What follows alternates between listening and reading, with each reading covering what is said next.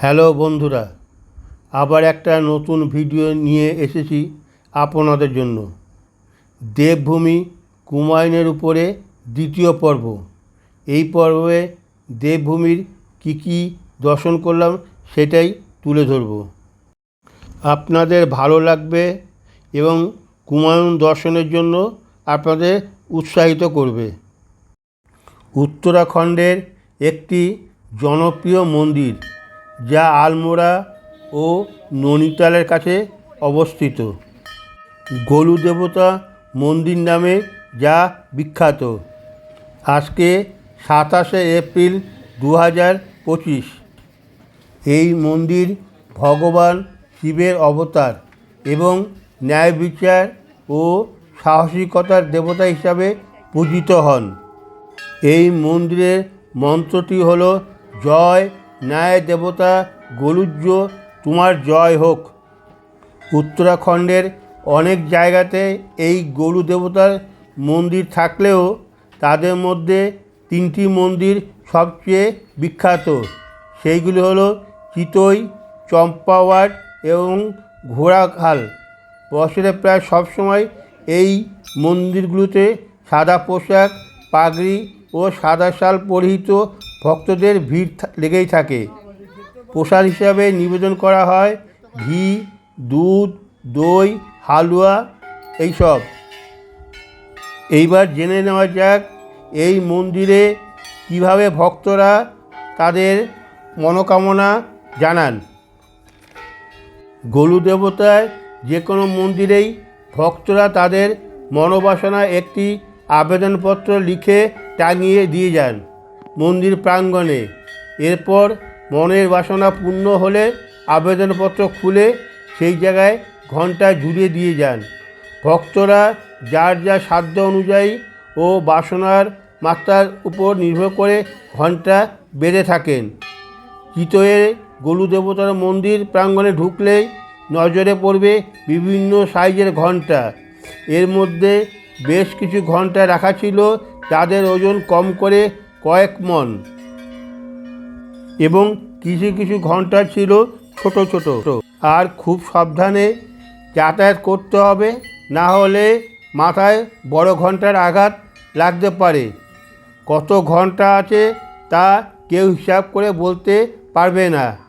আমার মনে হয় ছোট বড় ঘণ্টা মিলিয়ে কয়েক লাখ হবে। মন্দিরে রাশি রাশি অ্যাপ্লিকেশন দেখে সেগুলো পড়ার চেষ্টা করলাম। হিন্দি ও নিজেদের স্থানীয় ভাষায় লেখা। কয়েকজনের ঘণ্টাতে বাড়ির দলিল পর্যন্ত ঝুলে গেছে। কেউ কেউ আইনের কাগজে তাদের মনোবাসনা ব্যক্ত করেছেন। কেউ ভালোবাসার পরিপূর্ণতার জন্য, কেউ চেয়েছেন তার মায়ের মনোবাসনা পূর্ণতা, আবার কেউ রোগ মুক্তির আশায়। এই আবেদনপত্র পড়লে মনে হয় মানুষ কত অসহায়। তবুও একটু আশার আলো জন্য মানুষ ছুটে চলে নিরন্তর এই মন্দির থেকে অন্য মন্দিরে। এই আশার মানুষকেই বাঁচিয়ে রাখে তার নির্দিষ্ট সময় পর্যন্ত। এটাই বোধহয় ভবিতব্য। পশ্চিম বর্ধমান জেলায় পানাগড়ে আর্মি ক্যাম্প বা মিলিটারি ক্যাম্পের মধ্যে এই ঘণ্টা মন্দির আছে। মেন গেট থেকে প্রায় 1 কিলোমিটার দূরে। 4 হুইলার অথবা 2 হুইলার নিয়ে গেলে সুবিধা। এই ঘণ্টা মন্দির প্রত্যেকেই দর্শন করতে পারবেন, কোনো অসুবিধা হবে না। এই মন্দির খুবই জাগ্রত। বিশেষ করে পানাগড়ের জওয়ানরা যুদ্ধে যাওয়ার সময় এই ঘণ্টা মন্দিরে পুজো দিয়ে যান। ফিরে এসে ঘণ্টা বেঁধে সপরিবারে প্রণাম করেন। এছাড়া স্থানীয় ও অনেকেই এই মন্দিরে পুজো দিয়ে নিজেদের মনোকামনা করেন এবং সফলতা পেলে এই মন্দিরে এসে ঘণ্টা বেঁধে দিয়ে যান। অনেকে দুর্গাপুর, শান্তিনিকেতন, বাঁকুড়া, পুরুলিয়া, মাইথন ও কল্যাণেশ্বর মন্দির বেড়াতে যান। একটু সময় করে গাড়ি ভাড়া করে ঘণ্টা মন্দির দেখে আসতে পারেন। কোনো প্রবেশ মূল্য নেই। গোলু দেবতা মন্দির দর্শন করতে বেশ অনেকক্ষণ সময় লাগলো। এরপরে চললাম আমরা দুপুরে খাবার খেতে। একজন রিটায়ার্ড আর্মি পাহাড়ে কোলে হোটেল করেছে এবং কিছু রেস্ট হাউসও করেছে, কেউ ইচ্ছা করে যাতে থাকতে পারে। এখান থেকে পাহাড়ের দৃশ্য অপূর্ব লাগে। এবার আমরা চললাম পাতাল ভুবনেশ্বর দেখার জন্য, যা পিথোরাগড় জেলায় অবস্থিত। ভুবনেশ্বর গ্রামে অবস্থিত। মেন রোড থেকে 500 মিটার হেঁটে ভিতরে ঢুকতে হবে। বাঁধানো রাস্তা, যেতে কোনো অসুবিধা হবে না। চুনা পাথরের গুহা শিবের মন্দির, 160 ফুট লম্বা ও 90 ফুট গভীরে অবস্থিত। এই গুহাটি ভগবান শিব এবং 33 কোটি দেবদেবীর উৎসর্গকৃত গুহা। এই গুহাটি বিখ্যাত ঋষি আদি শঙ্করাচার্য দ্বারা আবিষ্কৃত হয়েছিল 1191 খ্রিস্টাব্দে এবং এখানে পরিদর্শন করেন। এই গুহাতে নামতে হলে 2 দিকে চেন আছে, সেই চেন ধরে আস্তে আস্তে নামতে হবে। এই সেই গুহার মুখটা, এখান দিয়ে নামতে হবে, আবার এখান দিয়েই উঠতে হবে। নামা ও ওঠার ক্ষেত্রে খুব একটা অসুবিধা হবে না। আজকে 28শে এপ্রিল 2025।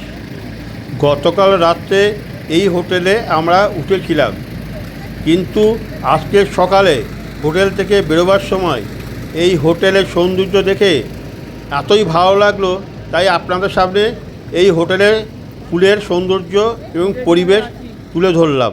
আশা করি ভালোই লাগবে। এই হোটেলের নাম পাতাল ভুবনেশ্বর। এই হোটেলের ভিতরে কয়েকটা কটেজ আছে, খুব সুন্দর দেখতে।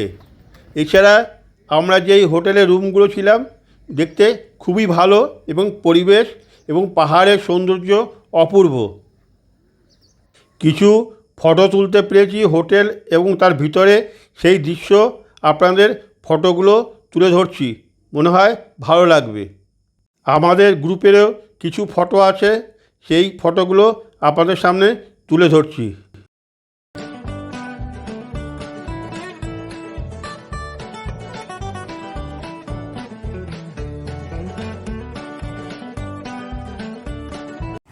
বীরথি ওয়াটারফলস, এন্ট্রি ফি 20 টাকা। 150 মিটার হাঁটতে হবে এই ফলস দেখতে। 950 ফুট উপর থেকে এই ফলস নিচে নেমে এসছে। অপূর্ব সৌন্দর্য দৃশ্য দেখতে পাওয়া যায়। কাছে দাঁড়ালে জলের ছিটে গায়ে লাগে। সামনে একটা গ্লাস ওয়াকওয়ে আছে, যেখানে দাঁড়িয়ে এই সৌন্দর্য নেওয়া যায়, খুব ভালো লাগে। রাস্তায় পড়ল নাঙ্গা বাবার কালী মন্দির, খুব জাগ্রত কালী মন্দির, হনুমান মন্দির ও শিব মন্দির আমরা দর্শন করলাম। আজকে 29শে এপ্রিল 2025। এই হোটেল থেকে পঞ্চচুল্লি দেখা যায়, কিন্তু মেঘের জন্য ভালো করে দেখা যায়নি। এখানে একটা ট্রাইবালদের মিউজিয়াম আছে, 20 টাকা করে টিকিট লাগে। মা নন্দা দেবী মন্দির দর্শন 20 টাকা করে টিকিট লাগবে। হুমায়ুনের জনগণের দেবী তিনি। এই মন্দিরটি 1000 বছরের পুরনো এবং স্থানীয় মানুষদের কাছে খুবই গুরুত্বপূর্ণ মন্দির। কমপ্লেক্সের মধ্যে অন্যান্য মন্দিরও আছে। হুমায়ুনের জনগণের দেবতা ও কন্যা পার্বতীকে উৎসর্গ করা হয়েছে। প্রতি 12 বছর পর নন্দা দেবীর রাজজাট হয় এবং এই এলাকার সবচেয়ে জনপ্রিয় অনুষ্ঠান হয়। এখান থেকে হুমায়ুন পাহাড়ের সৌন্দর্য অপূর্ব লাগে। এছাড়া এখান থেকে পঞ্চচুল্লিও দেখা যায়, আকাশ পরিষ্কার থাকলে। এখানে থাকার জন্য অতিথি নিবাস আছে, থাকতেও পারবেন।